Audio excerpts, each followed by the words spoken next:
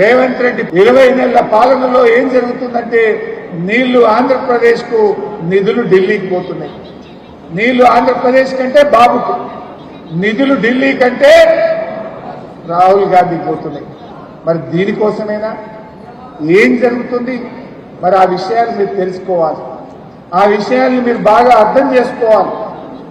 ఇవాళ ఢిల్లీలో ఉన్న బీజేపీ, ఆంధ్రప్రదేశ్లో ఉన్న తెలుగుదేశం, మన తెలంగాణలో అధికారంలో ఉన్న కాంగ్రెస్, ఈ ముగ్గురు కలిసి మన హక్కులు దెబ్బతీసే కుట్రలు చేస్తా ఉన్నారు. దయచేసి మీరందరూ కూడా బాగా అర్థం చేసుకొని ఆ కుట్రలను బద్దలు కొట్టాలి. అంటే బద్దలు కొట్టాలంటే ఆ కుట్రల స్వభావం ఏంది, ఆ కుట్రల స్వరూపం ఏంది, ఏ రకంగా కుట్రలు జరుగుతూ ఉన్నాయి, దానివల్ల భవిష్యత్ తరాలకు తెలంగాణకు ఎట్లా నష్టం జరుగుతుందో మీకు అర్థం కావాల్సినటువంటి అవసరం ఉంది. జనరల్గా ప్రజలు ఎప్పుడైనా కూడా ద్రోహం జరుగుతుందని తమకు తెలియనంత వరకు పట్టించుకోరు. ప్రజలకు ఎప్పుడైతే మన హక్కులు దెబ్బతింటున్నాయి, మన నీళ్లు పోతున్నాయి, మన తెలంగాణకు ద్రోహం జరుగుతుందని తెలిస్తే ప్రజలు ఊరుకోరు, తిరగబడతారు.